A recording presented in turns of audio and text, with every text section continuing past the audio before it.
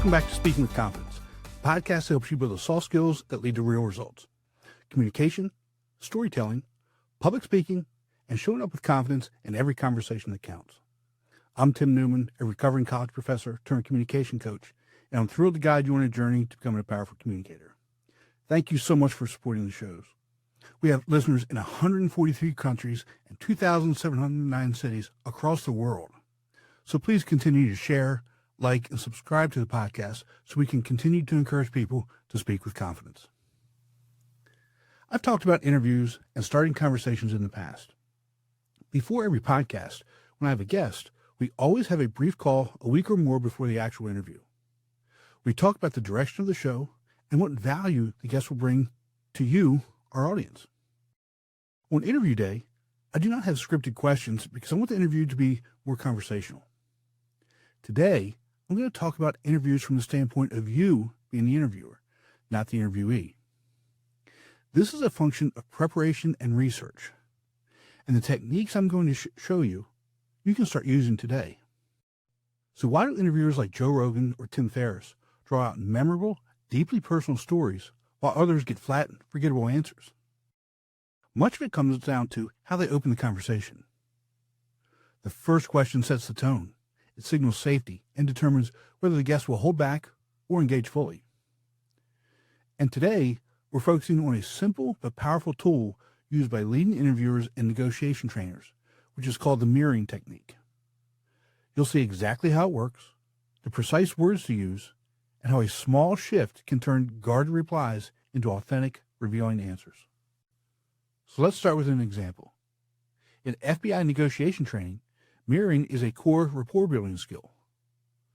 Picture a negotiator responding to, "I just need to be heard," with a calm, upward tone. You just need to be heard? This Chris Voss-style prompt subtly invites the other person to keep talking. Now contrast that with a journalist who interrupts mid-sentence. One approach draws the speaker in, the other can cause them to pull back. And mirroring isn't just parodying entire sentences. It's echoing the last 3 to 5 words or a key phrase with a slight rise in tone so it becomes a general question. If your guest says, "We struggled during the product launch," you might mirror, "During the product launch?" That signal tells them you're tracking closely, and more importantly, it opens up space for them to elaborate.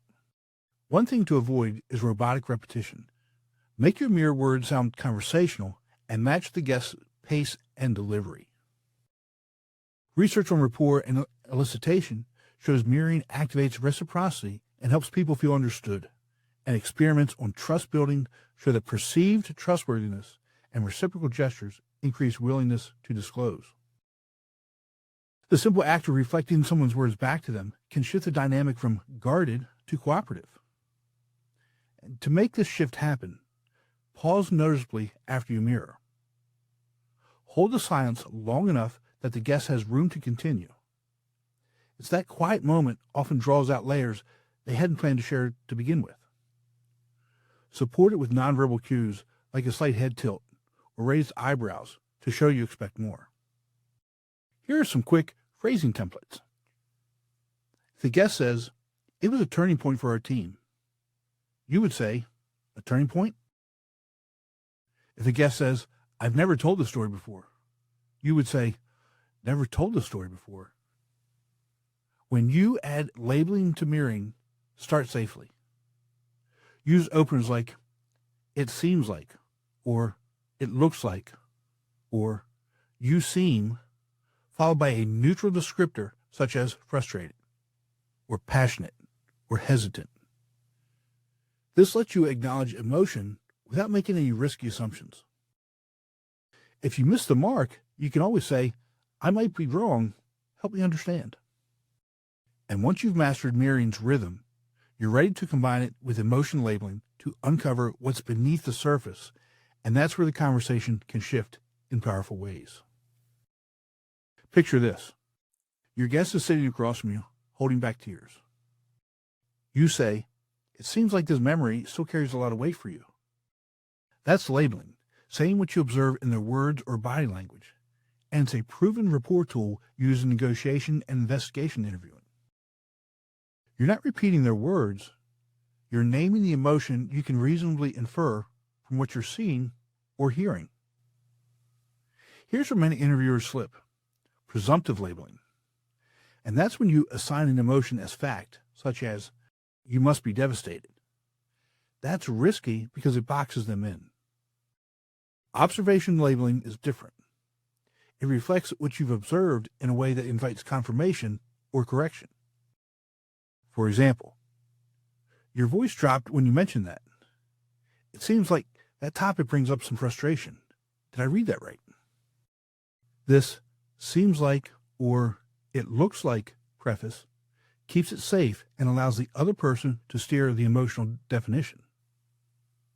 Start with neutral labels: tense, hesitant, conflicted, proud, or thoughtful, that don't actually push the guest into a defensive position. If you miss, you can use a simple recovery line: "I might be wrong. Help me understand." Acknowledging their correction shows you're listening and willing to adjust. For the strongest results, mirror first to reflect the fact, then label the emotion connected to it. Research in FBI rapport training shows that ordering matters. Facts open the door, feelings invite deeper explanation. One tight sequence to practice is: number 1, mirror the last few words; 2, pause briefly; and then 3, label with "seems like" or "it looks like" plus your observation; and 4, invite them to confirm or correct. Here's how it plays out. The guest says, "We nearly went bankrupt." You: "Nearly went bankrupt?" With a pause. "It seems like that was a high-pressure time. Did I get that right?" When you combine mirroring's prompts with labeling's acknowledgement, you give your guest space to expand beyond the surface. Over time, you'll start spotting the small cues, a change in tone or a shift in posture, that tell you when to apply the sequence. And once you can read those clues clearly, the next challenge is making sure the same approach works even when you're not in the same room. Most interviewers treat virtual conversations like in-person ones, and that's why they risk losing connection early. Remember, the rules shift online. If you miss those adjustments, and your guest may close off. Get them right, and the exchange can feel just as rich. First, slow your pace when mirroring. Latency online can cut people off if you respond too quickly, so leave a slightly longer pause than you would in person. That extra space helps prevent overlap and signals that you're listening. Second, position your webcam at eye level with chest-up framing and a touch of headroom so when you nod or tilt your head, it feels natural and clear to the person on the other side. When video freezes, switch from visual mirroring to verbal cues. Short acknowledgments like "I'm following" or "go on" keep the conversation moving and reassure your guests that you're still engaged. If bandwidth is unstable, supplement labeling with a quick message in chat. For example, "That sounds like a turning point," to maintain the emotional thread. Before you start, run a brief test call to check audio, video, and connection quality. This preparation allows you to focus fully on the conversation instead of troubleshooting mid-interview. Reduce technical distractions by silencing notifications, closing bandwidth-heavy apps, and using a wired internet connection if possible. When mirroring online, speak a little more clearly and slightly slower than usual so keywords aren't lost to call quality. For labeling, notice the pauses and tone shifts that are still visible or audible on video, and name them gently. "I noticed you paused. Seems like this brings up mixed feelings." If a freeze happens at a reflective moment, you can address it directly. "Your video froze. Were you thinking about how to phrase that?" This turns a glitch into an opportunity for depth. A useful preparation step is to have 3 anchor phrases ready, such as, "Let me reflect that back," or "sounds like," and then give a summary, and "what I'm hearing is," and then explain.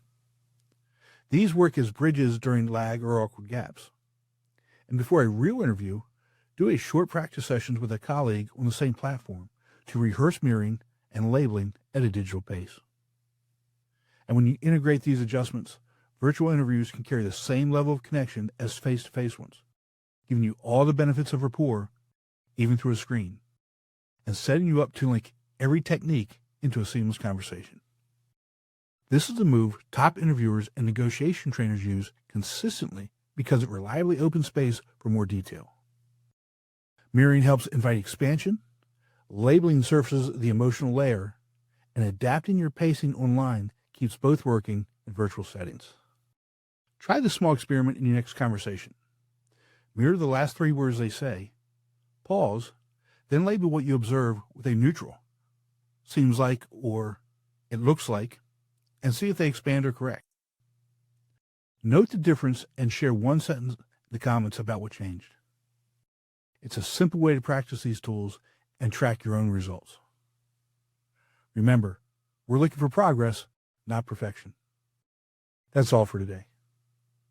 Be sure to visit speakingwithconfidencepodcast.com to get your free ebook, The Top 21 Challenges for Public Speakers and How to Overcome Them. You can also register for the Forming for Public Speaking course. Always remember, your voice has the power to change the world. We'll talk to you next time. Take care.